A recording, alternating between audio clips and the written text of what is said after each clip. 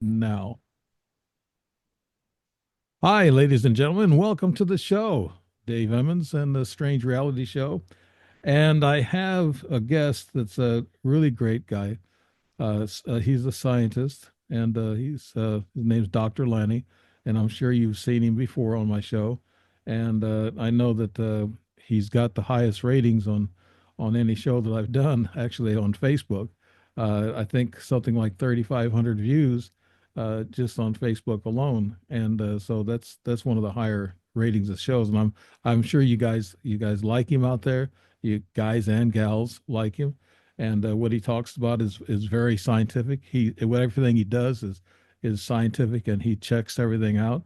I think that's what people should do. But since he's a scientist anyway, that's his mode of operation. He makes sure that whatever he sees or whatever happens, that he takes some scientific test and proves it out, and which a lot of people can't do because they don't have the knowledge that Dr. Lani has. But I love the meditation part of his presentation because I need to learn how to meditate and I never could. I know he's talked to me and he's been frustrated with me with not being able to settle down and work with the meditation. But Dr. Lani is an aerospace engineer and a computational scientist, Ph.D., research and team manager at a top university in Belgium. He's been working for 20 plus years in developing advanced computational models and software and simulating hypersonic reentry flows around space vehicles. So he's a rocket scientist. So he's a magnetic shielding technology, solar plasma, and space weather phenomena. And I got a question about that plasma, about the drones that we've been seeing in New York and New Jersey and then all over the world. I want to get your impression of that, Dr. Lanny. So Sure. he works with and with the weather phenomena. He's within the European and U.S. programs, and he's got a passion for space. It began in Italy in 1983 after a life-changing, very close encounter with a UFO. So he's an experiencer also, not only very knowledgeable, but he's an experiencer that follows that with that. He was followed by more, this followed by more sightings and countless other paranormal experiences involving time anomalies, in which I've had. I mean, that's why we were talking pre-show about some things, and I need to get his opinion and his answers on some of them. And he has contact with spirits and interdimensional beings, particularly through hypnosis, and which is hard for me, sound healing sessions, and meditation, in which I hope one day that maybe Dr. Laney can teach me that.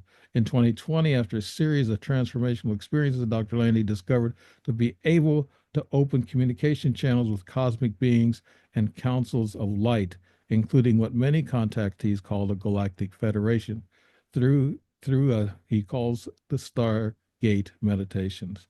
And that's what he calls the what he does in the meditation, Stargate meditations. And he's resulting in healings, activation, visuals, past life memories, and experience of contact with star angelic families and the like. And he's done a lot of experience here lately, neuroscientific study with EEG on 11 volunteers. And he might want to mention that during the show. And he works with Noetic Sciences, founded by astronaut Dr. Edgar Mitchell. And Dr. Lani, thank you so much for coming on the show, all the way from Belgium and via Italy. Okay, we'll say that. Yeah. Yeah. So, Dr. Lani, what's going on with you now? Anything new that you can open up with and tell us before you have a presentation? Yeah. No. Yeah. First of all, yeah. Thanks for having me here again. And I don't work with the Institute of Noetic Sciences, but I did fund two studies in the past, and so I think I already presented the results in previous shows.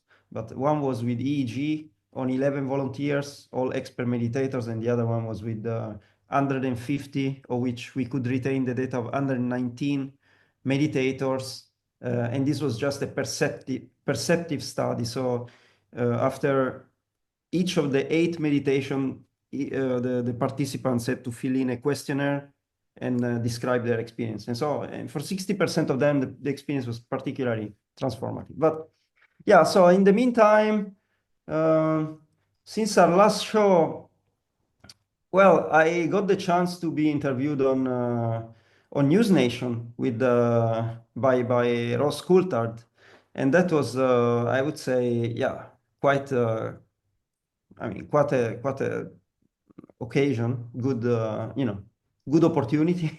Yeah. uh, and to reach huge public. And then after that I also went to the Soul Foundation event in San Francisco, and where I met a few people with whom I was interacting via Signal group or something, but never met in person.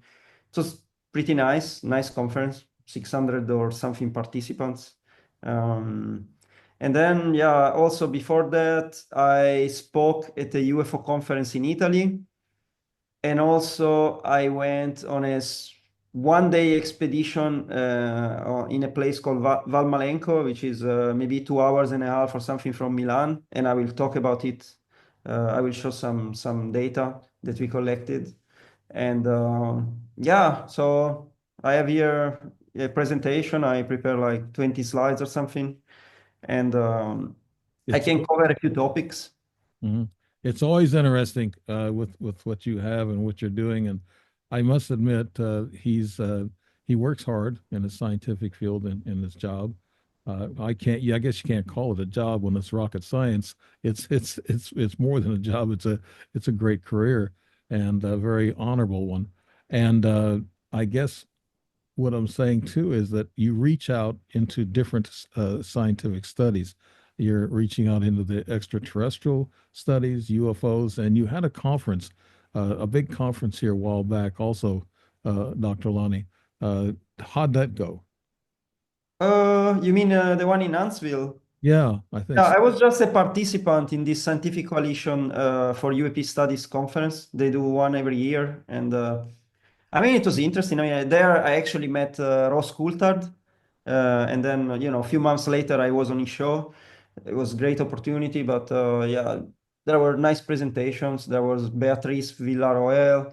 Actually, yeah, I have to say, last year has been a year of great connections for me. I mean, I met and started interacting with a lot of these big players that you see everywhere. Kevin Knut, for instance, or a bunch of people. Also, some of these people involved with the Skywatcher project with Jake Barber, the Psionic team, which is becoming popular. Um, so yeah, it's there is a lot of activity. I mean, I'm inserted in a few signal groups with people like from government, from finance, from I don't know, ex-CIA. There is very interesting people and with a lot of interesting experiences to share. Even though they don't go public with that sometimes, but yeah. Okay, I wanted to, before you get started, I wanted to get into the present time now, and which just happened, I guess, 2 or 3 months ago, uh, Mhm. in New York and New Jersey, and across the U.S. and also in Europe too. I don't know if you've had these drones in Belgium or not. Not Uh, that I know, but I know in Sweden or in Germany they yeah. had them. Yeah. And UK had a few of them, UK too. Yeah. but we had many of them in New York and New Jersey. And they Hmm. all say the government says, and I thought maybe President Trump would open up and actually come out and say what they were, but he said the same thing as Biden did. He said they're FAA approved, they're not our enemies, and he said that the military knows about them, they know about what's going on. But that's not the full truth, I don't think. I think there's four elements there. I think there's plasmoids, and you talked about doing research in plasma studies and things. There's plasmoids and there's orbs, and then there was our aircraft, sure, our, like helicopters and maybe planes that would fly and look at these drones. But there was two types of drones, maybe our drones, but other drones that were coming from somewhere else. And And Reverend, they were particularly large too, SUV size, so not the traditional. yeah, and Representative Luna, a Congress lady, and she was saying she made a couple of comments about that. She didn't say anything about the drones, but she said that the ETs, that the I guess these people who saw these things, she said that the government thinks they're interdimensional beings coming in and Mhm. out. That's about the closest she come to admitting that there was, ETs. But that committee now is quiet. Either they're doing a lot of work or somebody hushed them up. Dr. Lanning, could you tell us your opinion of what happened there during those months? I mean, according to me, there was maybe a combination of phenomena. So maybe something show up like this plasmoid or some possible non-human craft, and then some drones were released to keep an eye on them, or it's hard to know, but definitely it was not just one explanation for what was seen there. There are thousands of accounts of people, videos circulating of any kind of objects and shapes and everything. So, and it's still ongoing apparently. It's just that they Yeah. don't talk about it anymore. Yeah, and there's supposed to be some underwater bases off of the coast of Florida and off the Mhm. coast of New York and then off the coast of San Diego. There's supposed to be underwater bases there, and the military actually come out and talked about that. That's been said that Mhm. they're under the ocean, and this is where the drones come from. They popped up out of the water, and our drones don't have that kind of technology. And do we have zero base energy, or do we have gravity, anti-gravity energy, Dr. Lanny? I mean, Or can you say it? I guess so. Yeah, I guess so. There have been so many, witnesses or people who supposedly was exposed to this kind of programs, and it seems like even possibly they cracked this kind of technology in the 50s, if not even in the 40s with the Nazis. And then things went quiet because at the same time in which, CIA and other agencies started taking control of these technologies. And, but I'm pretty sure there is something hanging around, but for the moment there is no definitive answer or no official admission. So, right. And we're still at a stalemate because these committees that they're supposed to be for disclosure, and mhm. they have kind of come to a grinding halt, except for this one committee with Luna and Comer. These two are leading this committee.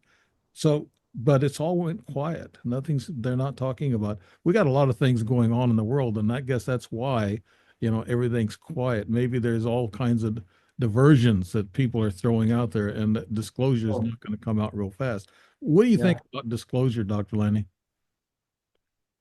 What I think is that I think we are not in such a bad shape.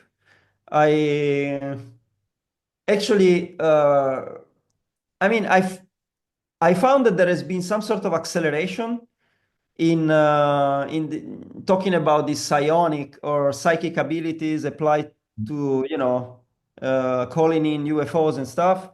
It was something that was, I mean, before it was only Stephen Greer talking about C5 and but then suddenly there has been first Uri Geller who went to News Nation, then I went to News Nation talking about this kind of psychic abilities used to connect. Then there has been Sarah Gam that used to work for the task force in the Pentagon and has been, working with the National Reconnaissance Office and everything. Also talking about contact using psychic abilities. And then we have Jake Barber, and his team that crack open this discussion. And now everything seems to circle around the Skywatcher team, in which even Gary Nolan got involved, in which they are trying to basically, they develop some protocols to call these objects, and they record everything. They have instrumentation. It's a sort of Skinwalker Ranch, but focused just on calling UFOs in the middle of the desert. And today, I think there was the release of part two of the Skywatcher, whatever, documentary or stuff.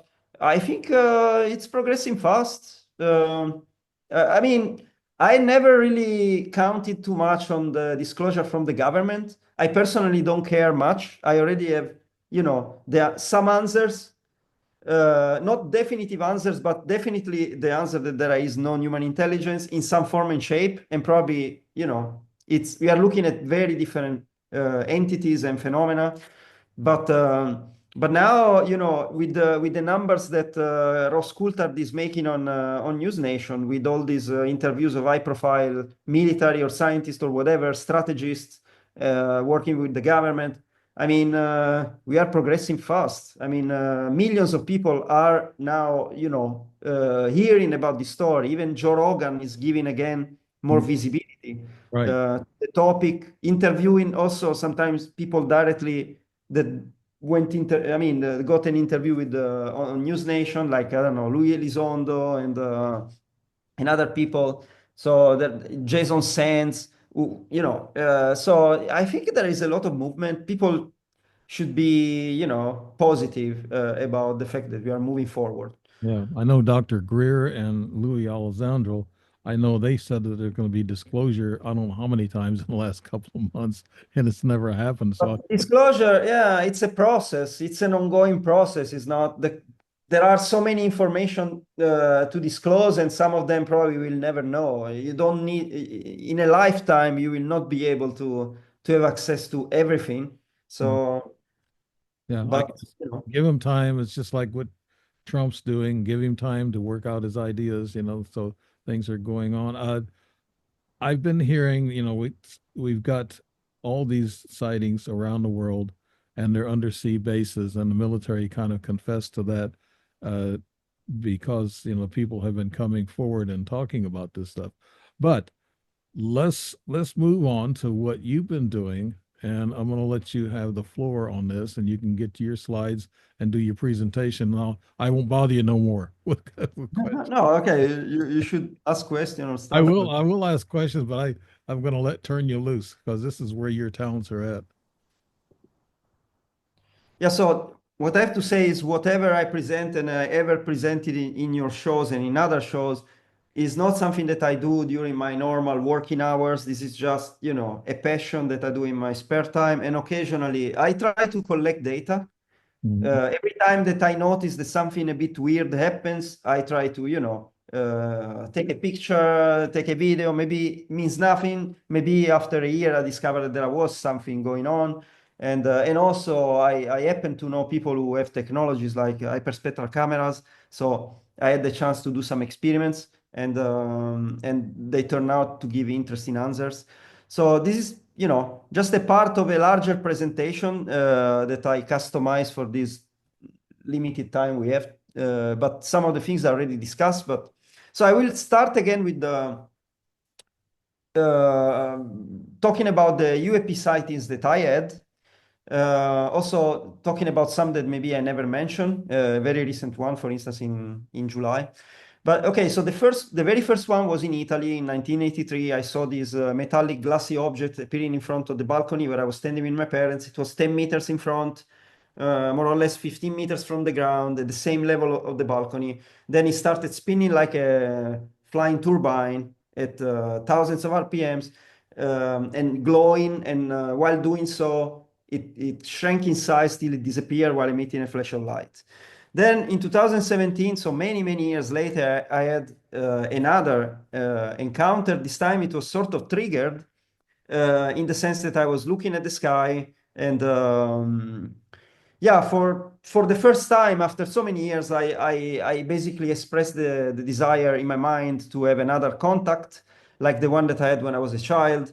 And and then literally after a few minutes, I was in my bedroom with my ex-girlfriend lying next to me, and she made me notice a high pitch sound in the background. It was 1 o'clock in the night, so very weird to hear such a sound. And that kept me awake. So I was actually staring at the ceiling, and then I see a ray of green light entering from the window. And in the matter of 1 second, the whole room was completely enlightened in bright green light. I jumped to the window, I pulled the curtain, and I saw two discs of bright green light with a diameter each more or less of 2 meters. And I can estimate that because I saw them passing over the roof of the neighbor after flying over my backyard. And I know the size of the facade of the neighbor. And then, no sound, way too big to be any kind of drone. And also, I had a feeling that they were actually connected because they were moving together like synchronously. And it could be that they were connected to a single structure. The problem is it was so pitch black, and I didn't have my glasses. I didn't have time to grab my glasses to see all the details. So I couldn't see what was lying above eventually these green lights. In 2000, so this was March 2017. 2018, I was again stargazing, something that is not very profitable here in Brussels because of the light pollution. So normally you see maybe 20, 30 stars if you're lucky, and that's what I was seeing, including the Orion belt. But then after expressing the desire to have a contact in the matter of few seconds, let's say within 1 minute, I would say, um, I basically saw an avalanche of lights appearing in the sky. And wherever I was looking, there were lights, and a total of thousands of lights. It was incredible. And I opened the window. I also touched myself, pinched myself to be sure to be awake.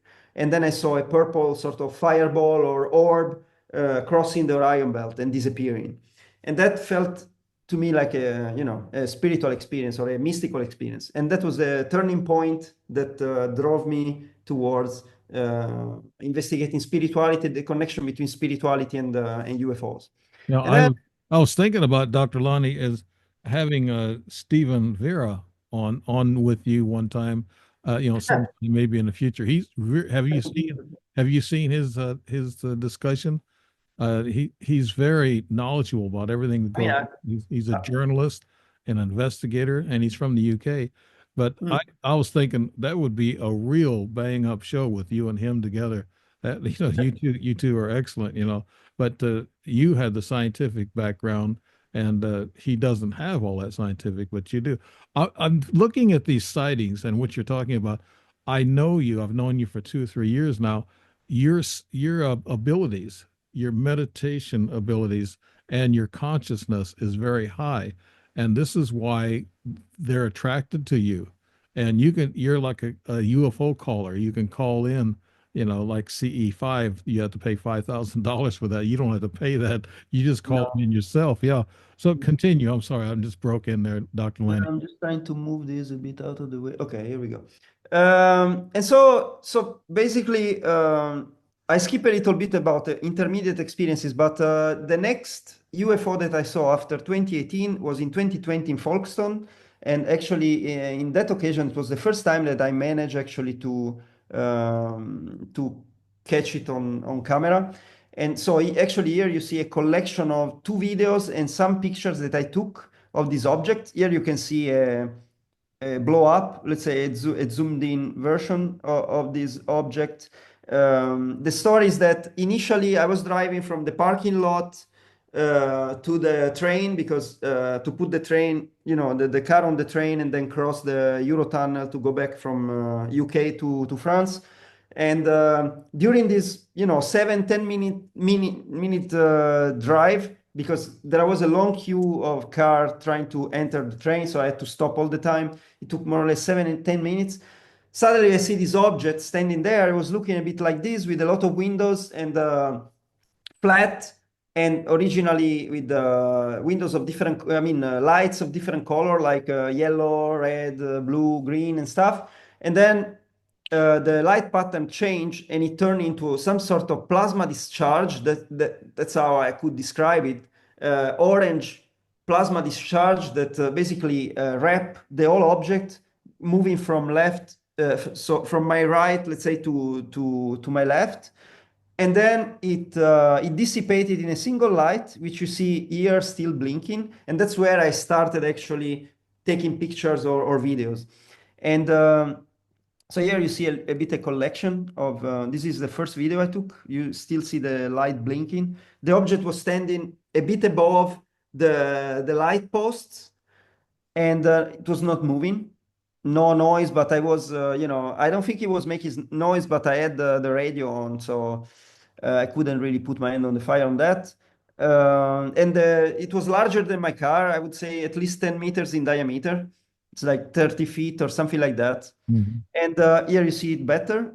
And also after that, I mean, I told some colleagues, and they were saying, maybe there was like, a tower or something there. standing still. I knew it was not the case because I was under the object. I could see that there was nothing, but I found aerial views of the station showing that there is no tower whatsoever. And also I found videos of cars following the same path that I drove through, and showing that you have this light post and you don't have any structure standing well above. But the interesting thing is that during this sighting, I also experienced a time anomaly. So what happened is I was in the middle of a WhatsApp conversation with a friend who was at the airport at the moment, and I sent a message at 22:24 when I was in the parking lot. Then I started driving, and when I got into the train, I immediately recorded an audio saying maybe I saw a UFO. I think I saw a UFO, and but the strange thing is that the timestamp of this is 22:25, so it looks like only 1 minute passed between me standing in the parking lot and reaching the train, while in reality it was 7 to 10 minutes. And so it's almost like time compressed somehow. And the other interesting thing is that during the ride, while I was driving, my friend sent me a message. And in the message, she used the emoji of a UFO, which was not connected to our conversation. So it was a synchronicity kind of. Oh, And wow. but yeah, so basically going back to sightings in 2021, I was with a friend getting out my house around 8 o'clock in the evening, and we were going for a walk. And basically, yeah, we walked less than a block, and we started seeing these three spheres, this object made of three spheres, three red spheres on top of each other that was coming our direction, like with the speed of a car. I don't know, like 20 miles per hour or something, 40 kilometers or 50 kilometers per hour. And it was going like in a straight path. And at first I thought this is some kind of strange drone because of the way it was like rigidly moving, and it was like going, like in a straight line. But then I said it's way too big and too strange to be a drone. Like the size was probably about 7, 8 feet What in height. was this? What, Dr. Lenny, was this one craft that has the lights, three of them going up and down? Yeah, but this was after. So basically the thing is, this object initially was maybe standing at 10 feet, sorry, 10 meters or 15 meters from the ground. And then when he reached the corner of the street where we were standing, the object just went up. And then I started recording in that moment. And so what you see here is snapshots of two videos that I took. And it was difficult because he went very high, so it was difficult to zoom. I had a lousy iPhone 7 with a bad zoom. So, but in the snapshot, what you see is that, yes, he started with three spheres or something, but then it turned into five. And the other thing that you notice is that there is no connection between the spheres. And and one could say, I look like balloons, but balloons, if you stick together three balloons, they will move in very fuzzy ways. They will not stay on top of each other during a duration of like 1 or 2 minutes that we could observe it. And on top of that, I saw it from very close before it went all up, I mean, up in the sky, and it was not balloons. It was really like rigid spheres. I mean, like, yeah, not moving. Like it was like they were locked in position. And even in the video, you only see a rotation on the vertical axis. It's just rotating like this. It doesn't do fancy. It doesn't like, you don't see balloons moving like that. I mean, so I'm pretty sure of what I saw. Also because during the night, I basically had a Reiki session with my friend, and I was already in the process of being able to, connect when I meditate and whatever. But and so we did this Reiki session. On top of that, I was meditating, and my intention was to connect to whoever was responsible for this sighting. And as soon as I close my eyes, I feel this energy, and I see this entity that looked like a Indian god, like blue skin, long black hair, and like jewelry, like gold or stuff and crystal all over, like a bare chest. And he was sitting inside an environment which I suppose was the spaceship or something, completely white. And I asked two things. I asked, what did I see? I mean, what was this spaceship, and where are you from? And he told me that he was from Andromeda, and he told me that what I saw was not the real craft. It was almost like a part of a multidimensional object that so it's almost like an intersection in 3D of a fourth dimensional or fifth dimensional object. Yeah, you said you felt energy. Yeah. I felt energy like that too, and it kind of makes you feel like you're a little numb and you're looking at something and you're kind of in shock and awe usually when you see these things. No matter how much you investigate things, I know you feel the same way. When you see these things right in your face, it gets to you. I mean, it's kind of like a spiritual, Yeah, absolutely. And experience. but I have to say, compared to other visuals, and I had thousands of visuals when meditating.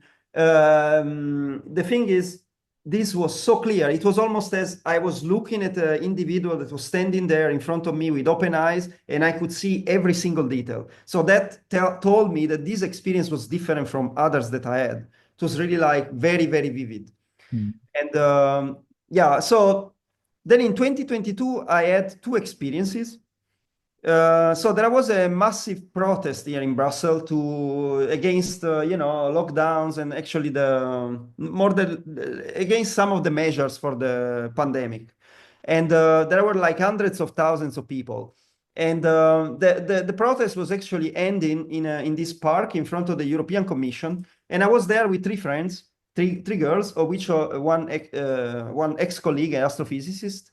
So we did a meditation. And during the meditation, I got the message that they would have shown themselves up, and I had to look in the sky after the meditation. So what happened after the meditation? My three friends got distracted. So two of them went looking for a bathroom from a restroom, and the third one went on the ground and started reading a book. While they were doing that, I was constantly monitoring the sky because I got the message, look in the sky, right? And then suddenly I see a gray object basically disappearing in the clouds, and I didn't really know what to make of it because it could have been a balloon, or it could have been maybe a UFO. I don't know. I couldn't really tell. But immediately after that, I saw myself surrounded by little sparks of light, thousands of them all around me, wherever I was looking. And this phenomenon lasted for maybe a minute or half a minute. And then just everything went back to normal. And so that was interesting. And then in the same year, I organized a sort of summoning. My original intention was to summon some entity, to open a portal to get an entity through. And I invited these three friends that I mentioned, including the astrophysicist. We went to a place which is like a particular spot in a forest nearby during the night, so pitch black, no artificial light whatsoever. And we were standing in a circle, standing up and with open eyes. I was meditating somehow with open eyes and visualizing a portal opening, and my friends were channeling in languages, let's say in light languages as they call them, so not non-human languages. And at some point, the astrophysicist had the impression to see something, to see an entity or something behind me. She got scared, and we decided to stop the experiment because it's never good to engage in this kind of practices if there is fear involved. So I was very disappointed, honestly. We were walking out of the park or the forest, whatever. And again, I had the same situation. My three friends got distracted. So two kept on talking to each other, and the third one again went on the ground, this time not to read a book, but to do the laces of her shoes. In that moment, I was looking in the sky, and I see this giant orb coming from my low right and shooting across the sky with it had some sort of small wake, but it was low altitude. It was not something high in the sky like a shooting star or something. It was something maybe, I don't know, 50, 100 meters from the ground and went higher, like at hypersonic speed. No noise whatsoever. And then I look around and I notice that I was the only one to have witnessed that because my friends were distracted. Yeah, And I've had people ask me, said, "Well, Dave, when you go to Sedona, Arizona, I'll come with you. Maybe I'll see some things." And I said, "Well, you have to be looking for them. You got to be conscious enough to be able to open your mind and free your mind up and let them come into you and let them show themselves to you." And like you said, these other people were distracted, and I think a lot of people are like that. They just can't get their minds in a consciousness direction and to, a partial meditation. yeah, no, but I mean, they can meditate, they can channel, they can do everything, and they had their own experiences. But in this particular situation, they were Oh, distracted. So I was the only one that was still a little bit hoping to see something while they already gave up, you know? okay. So So they weren't beginners. They were no, absolutely not. okay. Okay. No. Now this Uh, in 2024, this is when Trump was yes, shot. yeah, Yeah. indeed. So in July, so last July, with one of these friends, we were here in my house, and we decided to do an experiment. And so we meditated. She was channeling, and I was meditating, and we were asking to appear. And we did it for, I would say, 20, 30 minutes. We couldn't really see much at the beginning, so we could see maybe sometimes some object high in the sky, but it could have been a satellite or whatever. When it's so high in the sky, you can never tell. But then at some point, my friend got a bit tired to stay at the window because we were basically staying at the window. And she said, okay, I will lie down so I will also have a different view at the sky. Maybe I catch something. While I kept on staying at the window, I stuck my head out and look left. And then I see this object coming from behind my house. It was again a giant orb, probably 30 meters, 20, 30 meters from the ground. A giant orb to basically zooming in front of me and disappearing once it reached once it was in line with my window, it just disappeared. And the interesting thing is that yes, the object was like white light or golden light, and it had a split tail. Imagine the tongue of a I don't know, of a snake, Mm. just Yeah. split like that. It had something like that behind. And so immediately after that, we noticed some messages popping up on the phone, on the screen of the phone of my friend. And it was somebody from Florida telling us that they had just tried to assassinate Trump. So technically, I saw a UFO exactly in the same moment in which Trump was being targeted. Wow. And that's interesting. Yeah. And then later on, I asked in meditation if there was some particular message for this. And the message I got is that they intervened to save his life because they couldn't have afforded to have that level of chaos. So if he had been assassinated, it would have created too much chaos. And so Yes, that would have been big time. Now the large craft with all the windows in it, here in Southern Illinois, they saw that craft, I guess about 15 years ago. I don't know the exact date, but it was in hmm, early 2000s. They saw that craft, and a lot of police. I guess about 20 police saw it, and they drove around and followed it and watched it. It oh kind of wow. looked like that craft right there. Now the ones that are standing vertical in three lights, do you think that's one craft on its side, or is it just I don't think it's just a part of an object. yeah, But is I don't know.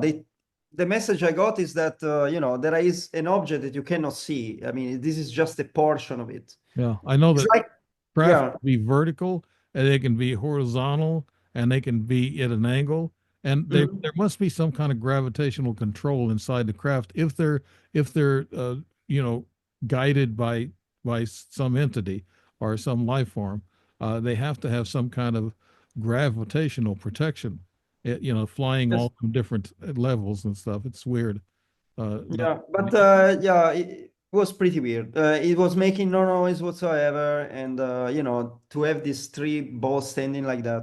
Mhm. But yeah, so actually this happened on the 20th of March, so a few weeks ago, and I was getting out of the university, And I noticed this, which was the only cloud in the sky. There was nothing else anywhere else at 360 degree.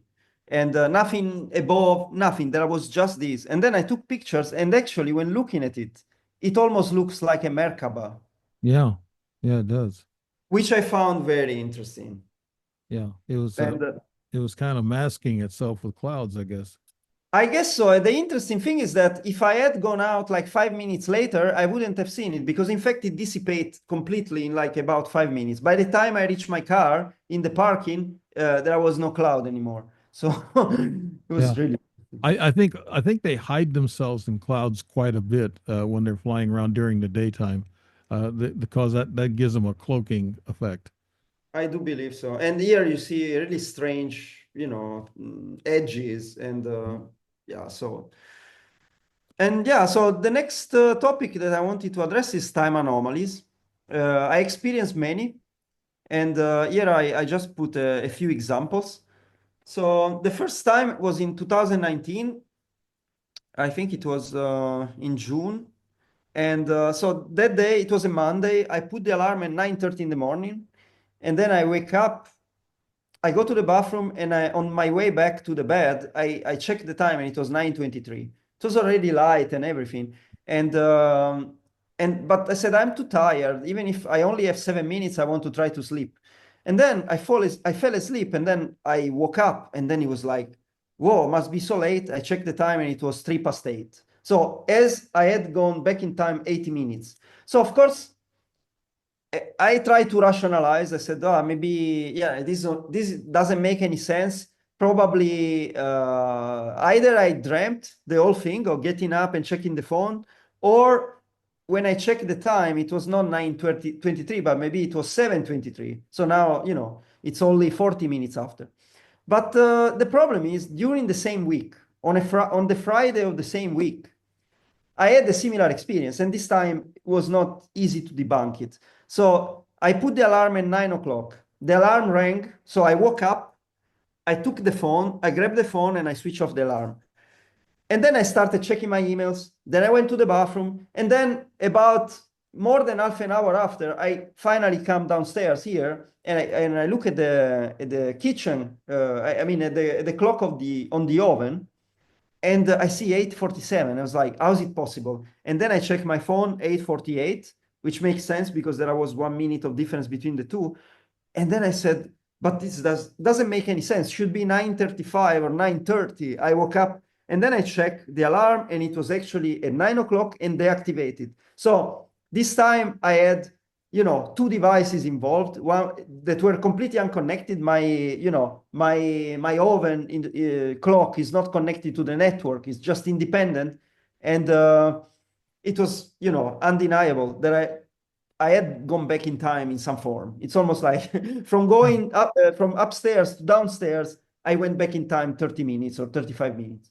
Yeah, do you remember anything? I know I've had those time slips. I just had one, I think, last week with my wife and I in a car, and it was in a downpour rain, and our radio timing of the programs changed, and then the clocks were just like my wristwatch and my car uh, clock. It was the same, but the shows that were on the radio, on Sirius Radio, they changed. I mean, they were an hour quicker, hour earlier. But I don't remember.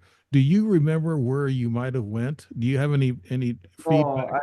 I absolutely. But the thing that I'm sure is that there was no time. Let's say there was no official change of the time or something like that by 1 hour.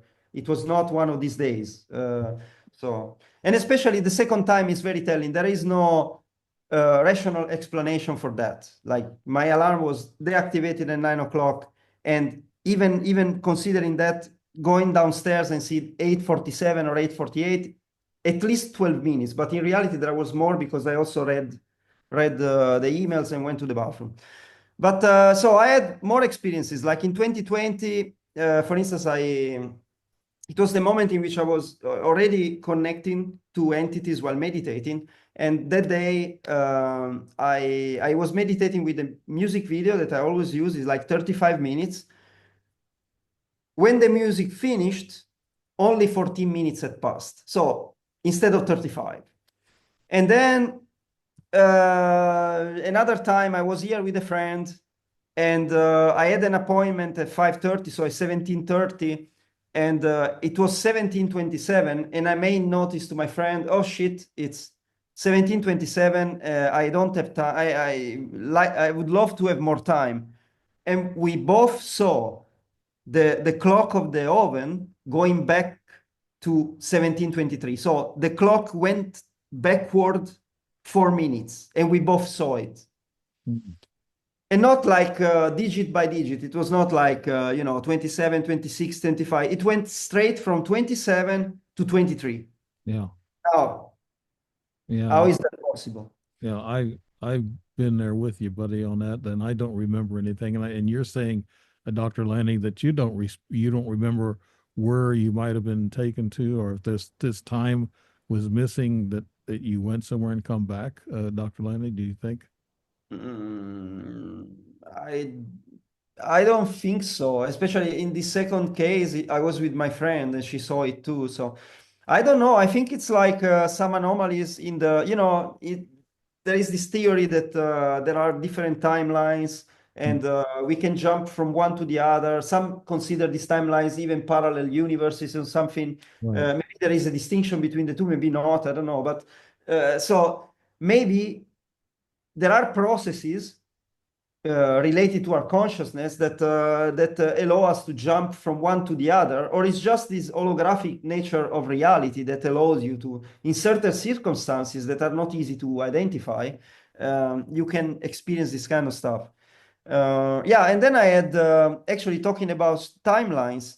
The last time that I had a similar anomaly was actually during the Seoul conference. So the morning of the last day of the Seoul conference, I put the alarm at 9:15. It rang, and then I checked Facebook, and the first post that I saw on Facebook was talking about time. And then I something got me to check again my alarm on the phone, and the alarm had disappeared. The alarm that I had set at 9:15 was not there anymore in the list. And at that point, I thought maybe there is a shift of timelines. And I check my phone. I mean, I check my emails, and the first email that I see is mentioning shifting timelines. So Yeah. it's almost like, a That's confirmation that I got. yeah. Synchronicities. I yeah. Do a lot of people have these? Have you ever had talked to other people who's had these time slips, whatever, Dr. Lanny? I've never talked to somebody who went backward in time. So I talk to people who experience acceleration of time, but not going backward. Hmm. While I experience mostly either, like for instance, during the music video, instead of 35 minutes, 14 minutes, or so a compression of time. The same happened during the UFO encounter. Instead of 7 minutes or 10 minutes, 1 minute. So I think time is more malleable, like how to say, more flexible than we think in whatever direction. People tend to put everything in the framework of, I don't know, general relativity and stuff, in which you speak about time dilation when you reach speeds close to the speed of light. But maybe things are that the theory is incomplete. In fact, you can also do the opposite. You can also compress time. So Yeah. Could this be part? You said the parallel universe. Could this be part of a matrix too? I don't know if I've ever talked to you too much sure, about yeah. matrix, Dr. Glitches Lanny. in the matrix, kind of. Yeah. Do you believe we're in a matrix, Dr. Lanny? Yeah, I do believe we are in the matrix. Yeah, Oh. but still, I don't have an idea of the details of how actually it works. But yeah, and who constructed the matrix? Is it really a process that is embedded in the nature of the universe, or has been artificially created for us in in on Earth by some other entity, maybe? I Hmm. don't know.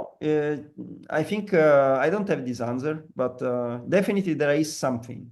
When you had these time slips, Dr. Lanny, did you feel funny? Did your body feel anything?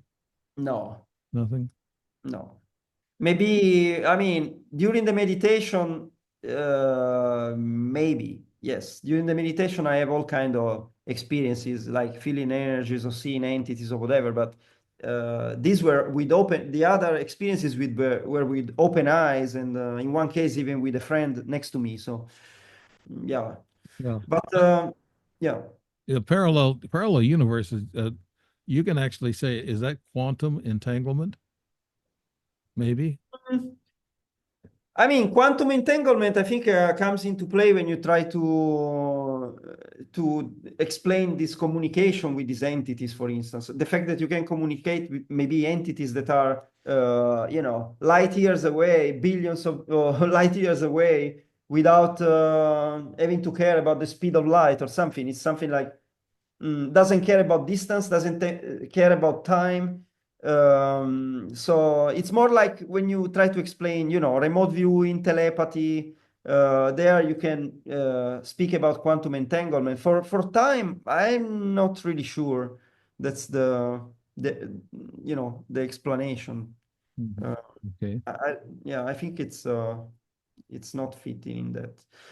Mm, yeah, so I want to skip a little bit. Let me skip to something. Okay, so let's jump a little forward. I in one of our shows, I showed some of the results of some experiments I did in June 2023. Actually, the same day in which the interview with David Grush came out on News Nation, which is interesting.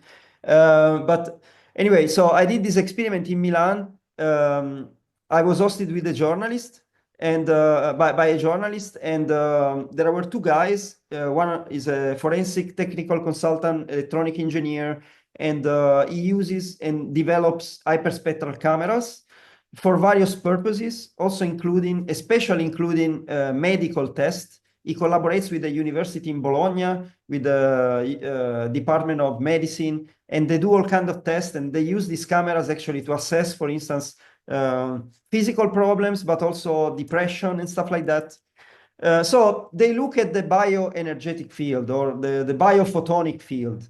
So basically, we emit photons, we emit light, and by characterizing the light with these instruments, so by characterizing the energy, the frequency, the direction of the photons, they can assess certain things.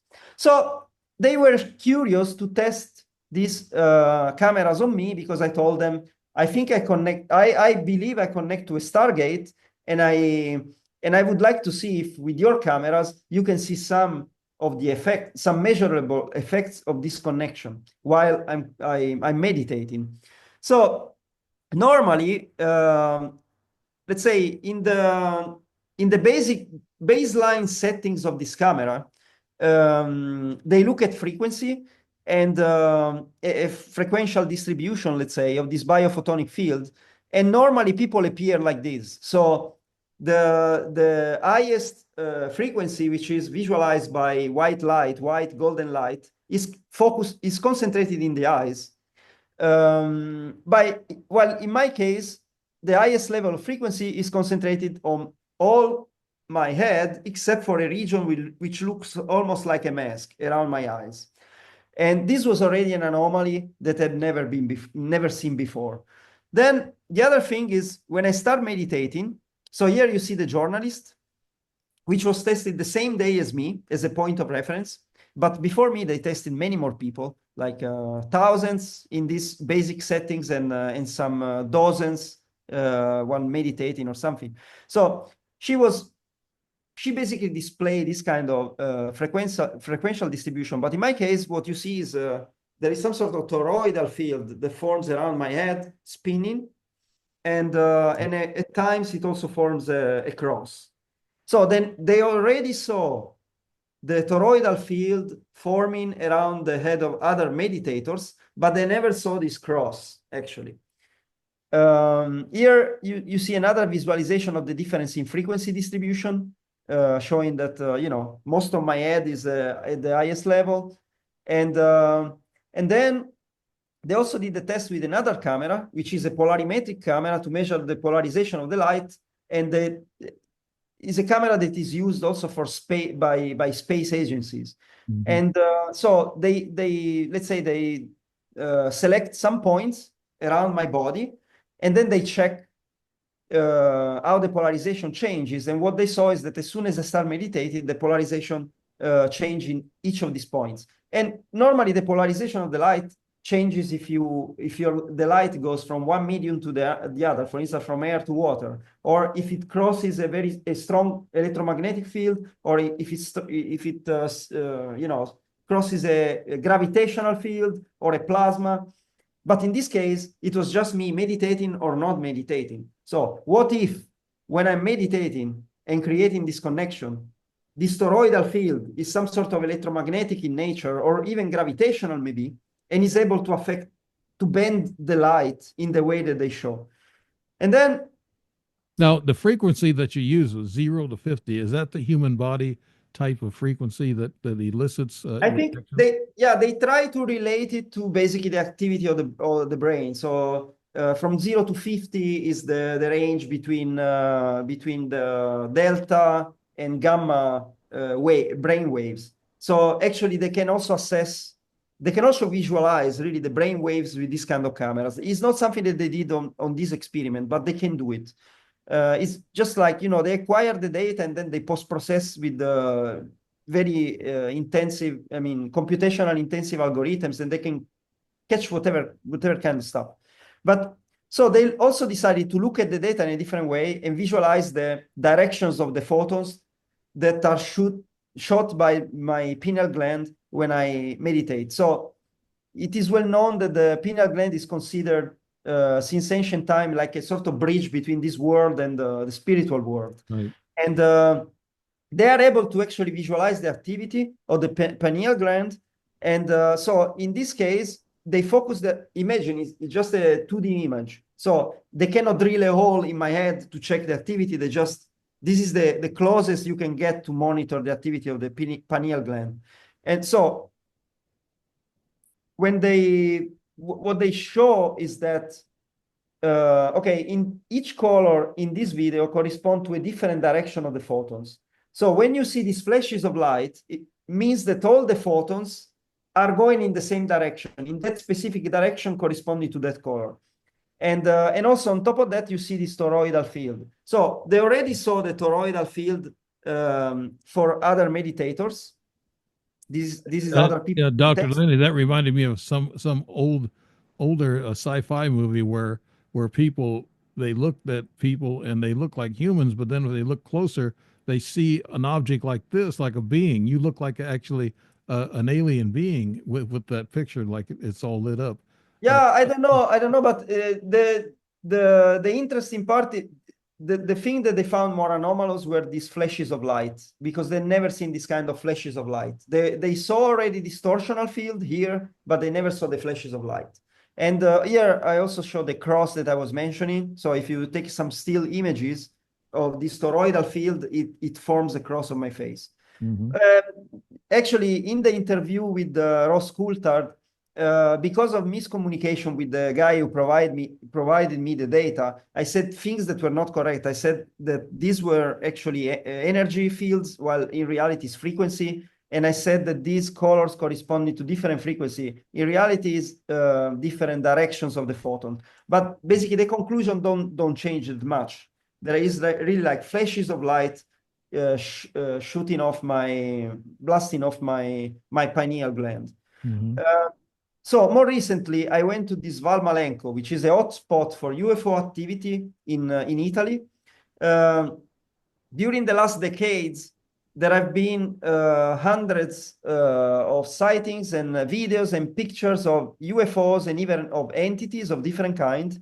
And some have been even checked forensically, like, and also there have been a lot of articles appearing on local newspapers about witnesses, either villagers or tourists.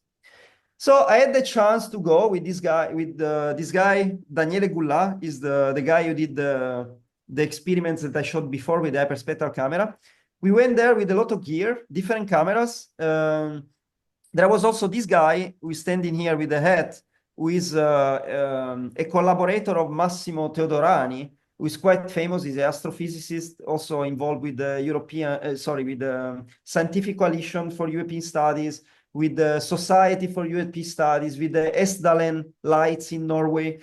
So he basically worked with him. And so they brought a lot of cameras and stuff. We were hoping to catch UFOs, eventually entities too. At the end, we saw some orbs appearing, but they were only visible using these hyperspectral cameras, which operate between the ultraviolet and the infrared. But with the visible, we couldn't see much. Yeah. Uh, Is that the right hand picture there? There's a bright spot on against that mountainside, Dr. Lanny. Is that an Here, orb? this one? Yeah. No, but so at some point, I was sitting somewhere here together with this other guy, the bald guy. He's actually a chief military officer, a military police officer, and now in pension. And he had a lot of experiences. He also caught entities and UFOs on tape. He was researching the reports of the villagers and the tourists and stuff. So I was sitting with him and talking to him. At some point, he indicated this spot on the mountain. And in that moment, the hyperspectral camera caught two orbs flying over our heads. Unfortunately, I don't have the video, but I saw it. They showed me this video as soon as they recorded it. And then later on, I was meditating with a woman and on not too far from here. And again, during the meditation, we see again two orbs that were invisible to the eye, but visible from these cameras. But other things that I want to discuss, like I was staying in a kind of hotel, so to speak, and that was the view that I had from the hotel. And at some point, I noticed that basically this slanted roof Yeah. was perfectly in line with the side of the mountain. And it actually made me think, what if this is a giant pyramid? And Yeah. that would explain why you have all this strange activity in this place. Um, Something that could be verified in the future, with all fancy technologies that they have now, like I don't know, these ground penetrating radar or whatever. Maybe they could see something. But the interesting thing is that from where I was, I could also see this spot, which is the same spot that actually we were pointed to when we saw the two orbs. And another picture that I want to show is this one. I got it from a journalist, and it's supposed to be a real picture of an entity. And you can also see, actually, I think I have another, yeah. So basically, you can almost also see some sort of ring here of light from which the entity seems to come out. But who knows? I don't know. I know that there are some pictures, some other pictures that I got that are authentic, that are taken actually from this military guy, but I cannot show them. He had, some troubles already with his superiors and stuff, and so they don't want him to talk about these things. But I got three pictures from him that show an entity, and it's undeniable. You see this sort of 3 meter, like Mhm. 9 feet or more tall entity, skinny, wearing some sort of jacket and wearing a blue helmet. And then there is a close up of the face, and in the face you see these very large insectoid eyes. You see something in the middle of the forehead, and the skin is like between gray and blue. Now, And this entity in the picture, Dr. Lenny, could hmm? could that have been a holographic appearance of this creature? Because Absolutely, yes. There is, since nobody went there touching touching the entity, it could have been a projection of some kind. Who knows? this guy's got his back to him. I guess he wasn't too aware of it. What? Right? He wasn't. Yeah, definitely. No, I don't know who took the picture, honestly. But anyway, so in the same place, we also decided to test this hyperspectral camera, which was different from the one that was used on me before. This actually is a camera which is made in China, but then they have to enable some special settings to catch certain, I mean, to enable certain features, let's say, and then they have to use their own post-processing algorithm. But anyway, so I did another meditation test. And this guy, this Nicola Tosi that I mentioned, the friend of Massimo Teodorani, who is also a meditator, was also tested as a point of reference. So this is basically a time series. It's almost like you are watching a video, let's say a screenshot after screenshot, time frame after time frame. So normally in this matrix, at each time you should have except for the very first one, you should have a distribution of frequency around the body, right? Basically the frequency of the biophotonic field. And if you look at Nicola, basically in his case, each of these squares of the matrix are filled with data. But in my case, most of the matrix is empty. So it looks like the camera was not able to detect the frequential field of my biophotonic field, the frequential distribution of my biophotonic field. Hmm. And they've never seen this before. He could not explain. It's almost like there was something around you that was blocking the camera from, the light from reaching the instrument. And yeah, so that was interesting. Another thing that was interesting is that the range of frequency was particularly low. So it was going from normally it's from 0 to 59 in this particular setting. But in my case, it was mostly below 3 hertz. And in some cases, it was going negative. And also there, they'd never seen a negative frequency with that camera. So there was something strange. The guy said, I was really puzzled, the guy who took the measurements. So this is a little recap of some of the tests that I did. So I did tests with polarimetric camera, with 2 hyperspectral camera, and every time they see anomalies, basically. And then the time anomaly on the phone, then some electromagnetic anomaly on my phone when I hear the message that they are around. I see only clouds, but then the anomaly happened. And then these were like anomalies that I recorded during meditation. So suddenly the video freezes, and then the image goes 10 or 100 times faster, and then it goes back to normal. And then if you take frame by frame, you see a situation like that, like almost like a bilocation caught on tape with me not fully materialized in 2 different positions.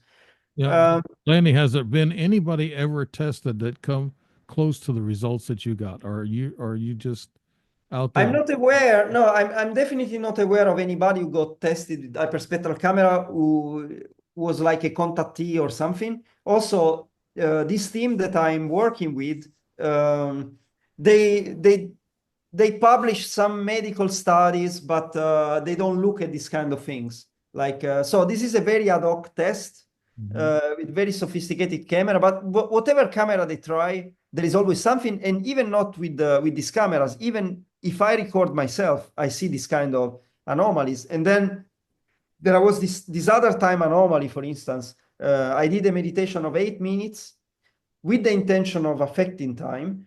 And I was in conversation with a friend who was in Chicago in that moment. And actually, Sarah, the co-host, that does meditation with me. And so basically, she was sending me messages before and after the meditation. The only message that she sent me during the 8-minute meditation was shifted 4 minutes in her phone compared to mine. So it's like I don't only get anomalies on my laptop, and this I got it consistently tens of times. I also got it affecting the phone, hyperspectral cameras of 2 different kinds, polarimetric camera. I mean, there must be something. It cannot be all by chance, right? I see a pattern. And actually, I also have a theory, a little theory. Um, So you must have heard that Diana Pasulka was had a particular interest in saints that are reported to have been able to levitate. And I don't know if you ever heard about it, but anyway, so she was interested in saints or people of the Catholic Church that had psychic abilities or particular abilities. Some of them were able to fly, really to levitate, but the same as some gurus in India, apparently they are able to levitate, right? Mm. So this levitation, levitation is some form of anti-gravity, right? But So do you hear a humming sound or a buzzing sound that kind of sound like a 40 hertz? I got it to my right. It's humming when you start talking about all this stuff. no, I don't hear anything. It just started. All my equipment was fine until I don't even know where it's coming from, actually, but I hear it to the right of me. So yeah, No, so maybe you're bringing it with you, Dr. Lonnie. who knows? Some people have sometimes experience strange stuff when you talk to me. You But do, yeah, we do experience some abnormal things happening, synchronicities and little paranormal things that happen to us whenever we're tuned in, especially how tuned in you are with consciousness and meditation. And you're testing, yeah, you can really probably be, you could probably communicate. And like you said, you have communicated with different ET races. And that's exciting, Dr. Lenny. That is. but do you know that during the premiere of my interview on News Nation, they couldn't play it actually. The video was glitching constantly. So it was playing maybe for a few seconds and then it was glitching continuously for minutes, to the point that it was not during the 1 hour and 12 minutes of broadcasting, it was impossible to watch the interview. Mm, Only after you could watch the interview. yeah. And that's kind of interesting. News Nation, they were not able to fix a problem like that in 72 minutes. Wow. And Now this News Nation, is the your pro is that show on YouTube or something? yeah, it's on YouTube. Yeah, I'd like to look that up because we changed our I guess our cable programs and we lost News Nation and we didn't get that in the package. But No, we no, but you can, yeah, yeah, you can watch the interviews for free on YouTube. yeah, I'm gonna have to look that up. I because I would have definitely watched it if I knew you were on. You still have 10 minutes, or can I still talk for 10 minutes or not? What's that? No, no.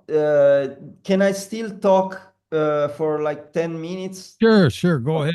Okay, okay, Yeah, yeah, I want you to finish up some of your important stuff. I really do because you have some interesting stuff, Dr. Lenny, and the hour, we're going to go past the hour. That's fine.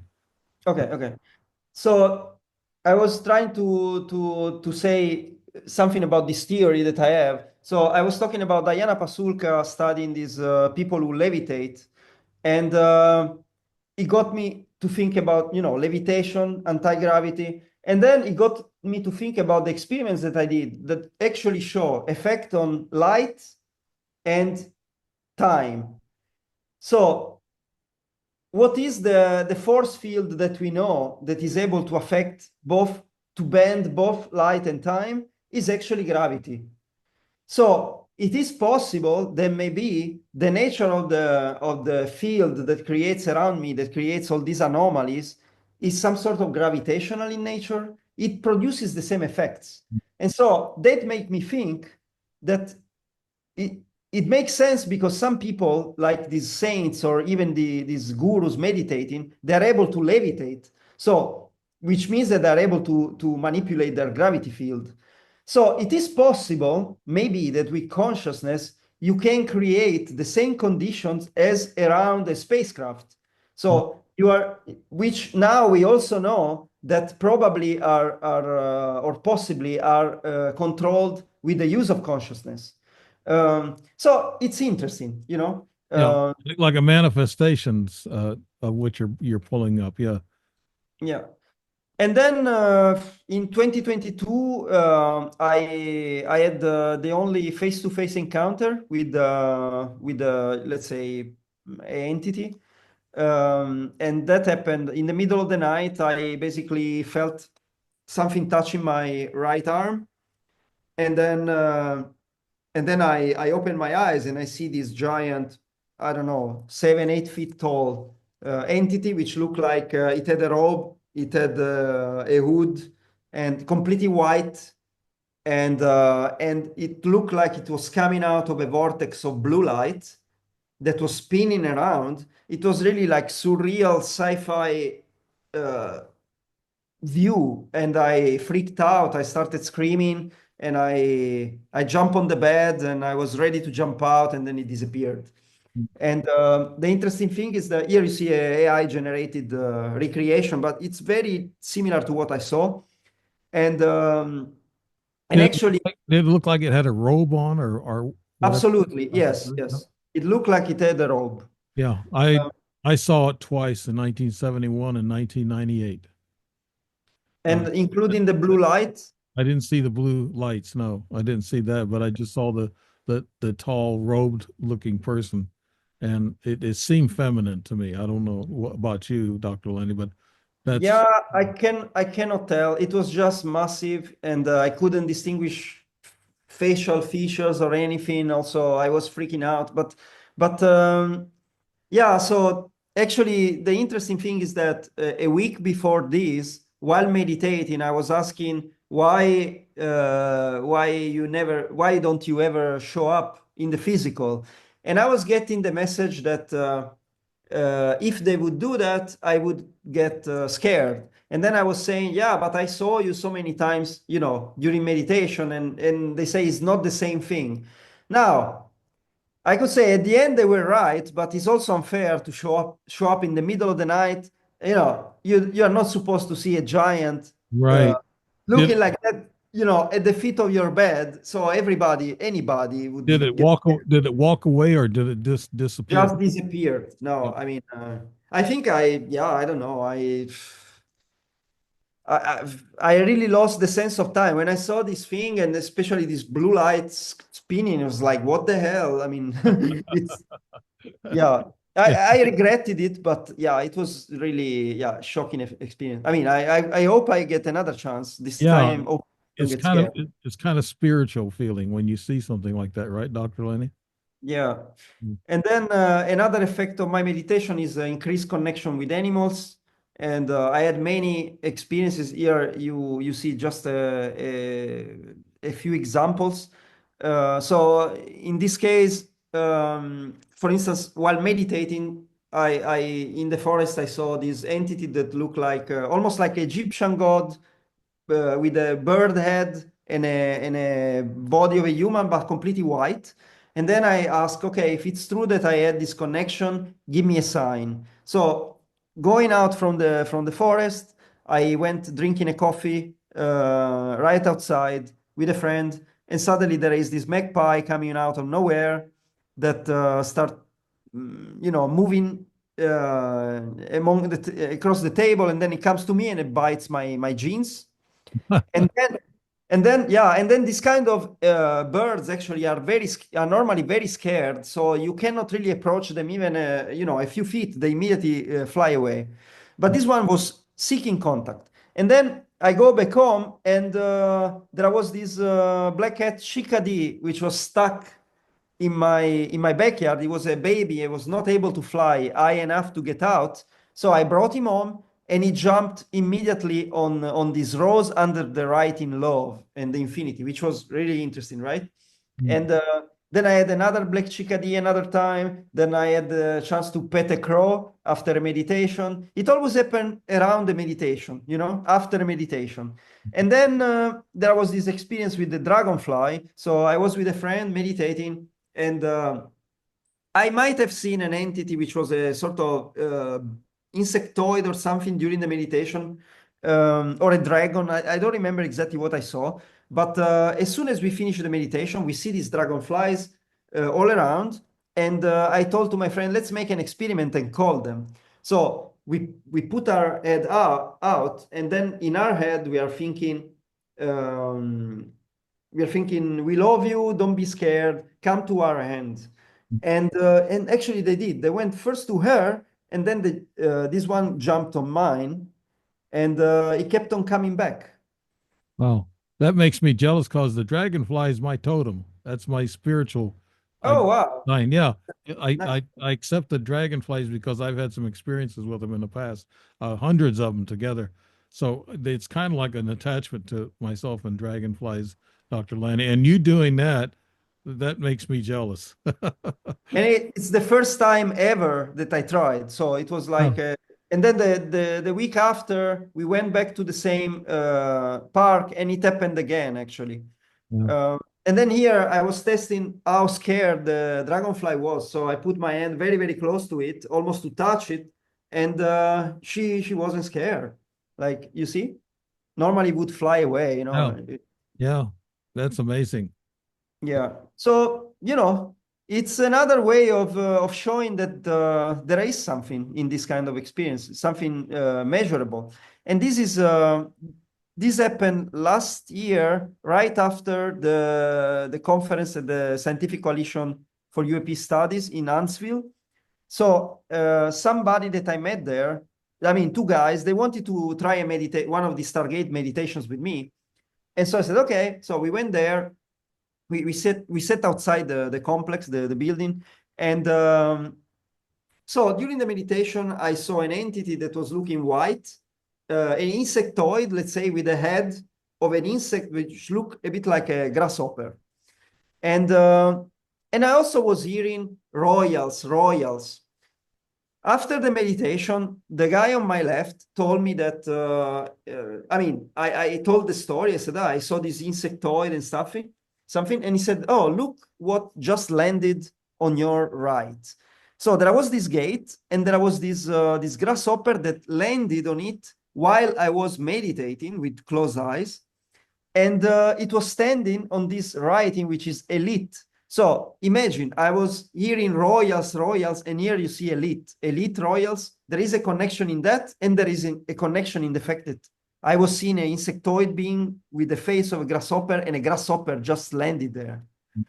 Now you've heard about ETs having like little drones, like insects and birds that spy on us. I heard about that as people talk, but do, Yeah, do you if they think are they not could? drones, I believe that these entities, yes, they can use insects and birds, especially, or any kind of animal to communicate or to get closer to us. It's easier for them to do that through these earthly beings than showing up in their interdimensional form. Right. Um, That, yeah. that's amazing. The synchronicities you have. It's inspiring to me. I mean, the things that you've been tested for and what you've seen, and there's no doubt you have an ET connection of some kind, and they have plans for you, and you're doing what they want you to do. Probably, talk about this phenomena, Dr. Lenny. Do you think I that? guess. Yeah, I definitely think I'm in some sort of mission, so to speak. Yeah, like many others. I mean, it's just that maybe my approach is a bit different from others. Like I have like I don't know. I'm lucky enough to collect data like of all kinds, and I don't know. They show. Yeah, I can show some stuff, and I don't just can share anecdotes, and that's interesting. Yeah, that's pretty neat when you come in contact with nature. There are people that have this gentle nature about themselves that they can approach animals, and animals like them. Like, do dogs and cats like you too, Dr. Lenny? Yes, I would say so. Uh, But I don't have any, yeah, I don't have any cat or dog, but I had experiences with cats and dogs, and like the cat disappearing in my in my living room, as you know. But yeah, yeah. It's a seems like to me that you can call in these things, and you have a spiritual nature about you, and it's kind of like I can feel it from you. I know that you have this connection, and not only are you intelligent scientist, but you have this nature of being real spiritual and being able to pull these things in, and I think that's admirable, Dr. Laney. Well, yeah, I'm curious. I'm fundamentally very curious, and I would say, yeah, open-minded, and I like to explore. And you know, Yeah, and normally I'm not afraid. So, yeah, not being fearful, I think, is also helps in this kind of exploration. yeah. Yeah, open-minded, the consciousness is what the key is. It's for ETs. They know that about you. If you have a high consciousness and you're aware and you're inviting these objects and these ETs in, I know that's myself. I have the same. I have a calling to actually enlighten people just like you do, and that's why I do the shows and I write my books. But you have anything else to cover here? Excuse me? You have something else you want to talk about? Do you have another slide? No, but maybe going back to the discussion about the disclosure, I think another story that came out recently, which connects somehow with the discussion with the UFO and the psionic and the psychic abilities, is these telepathy tapes. I don't know if you follow that. No, I don't. What is that all about? Oh, so basically, there is a series of audio recordings, which are these telepathy tapes, and they're also in the process of making a documentary. Um, the documentarist is called Kai Dickens. She went a bit all around, but also on Joe Rogan recently, and I really invite you to watch the interview with Joe Rogan. I think it's really, really well done. So the idea is the following. There has been a researcher, I think her name is Diane, Diane Powell, I think, or something. She is a Harvard-trained neuroscientist who started researching psychic abilities. I think already at the time when John Mack was in Harvard. But in particular, she focused her attention during the last years on nonverbal autistic kids. So these are kids that cannot talk and they are considered retarded or something, but in reality, they figure out that these kids have extraordinary extrasensorial perception, telepathic abilities, so they can communicate with they can basically read the mind of both their parents, their peers, other autistic kids, or even the teachers. They did experiments and they in some case the accuracy of these experiments is like 100%. They are always right, they are the mother is reading a book and they ask the kid what words she's reading, and the kid is able to figure out. And then much more than that, like some of these kids are able to speak five, six languages, even understand the hieroglyphs, and you don't really understand how was this possible, where do they get this information. And then it turned out that these kids from different parts of the world, they actually meet up in a place which they call the hill. It's almost like an interdimensional, I don't know, place where all these kids share information. And then there are, yeah, other things. I mean, they see spirits, they see entities, past life memories. I mean, it's really incredible. And so there are 10 episodes, 10 recordings, and the more you dig into it, the more you are amazed by the abilities of these kids. And there is also one guy, for instance, that put his hand on a book, and he can absorb every single information in the book, and is able to summarize the content to a teacher. And it's really extraordinary. It's something like, you really have to follow it. I mean, I would suggest to have a look at it. Mm. It's a big story. It's, I think, you talk about UFOs and you try to pass the message that psychic abilities are important to understand the phenomenon, and consciousness are important to understand the phenomenon, are key to understand the phenomenon. And now come these non-autistic kids who have these psychic abilities, And so people maybe that are not interested in UFOs may get the message more through the stories of these kids. Yeah.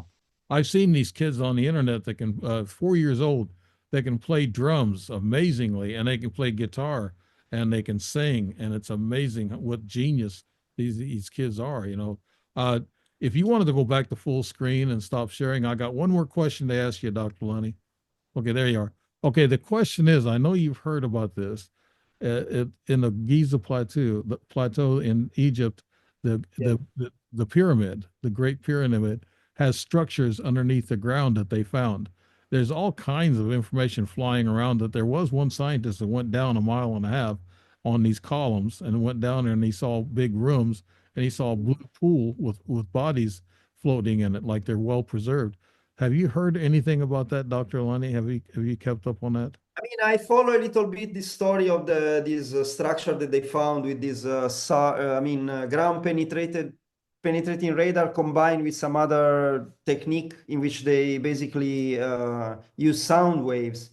Yeah, the studies from two Italians actually. One is called Filippo Biondi, another one is Corrado Malanga.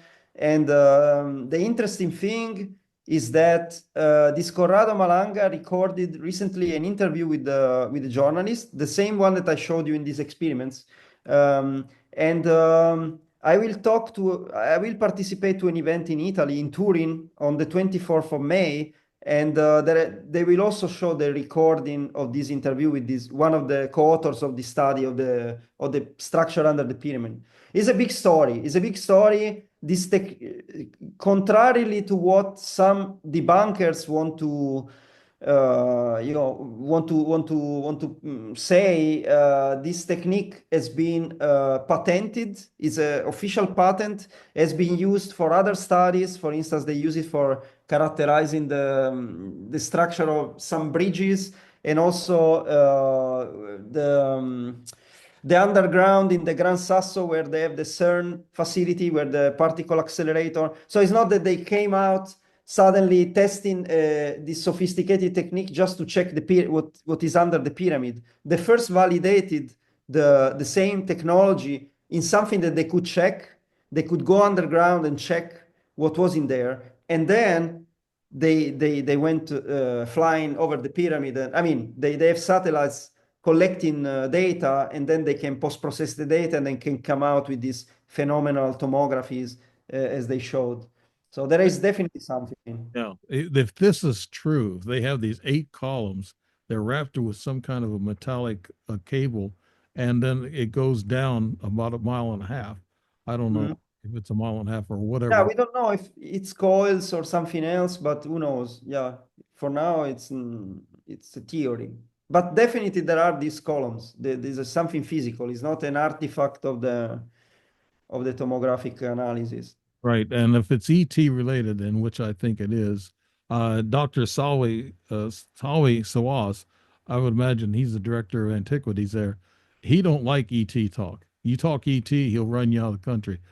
So I saw a picture of him holding his hand out and he says, hell no, it's not ET. You know, he doesn't like Yeah, ET theory, you know. yeah, who knows if it's cities or if some ancient civilization with extraordinary abilities. I mean, probably it's ET, but who knows? Okay. So, I guess we'll go ahead and end the show after that. It's we could probably go on longer and longer, but it seems like people's attention spans. You take a show of an hour and a half, they lose that attention span. It's actually that's why I try to get it with an hour. But with you, buddy, I can't stop listening to what you got to say and what you're doing. So it just yeah, it's great to talk to you and see you again.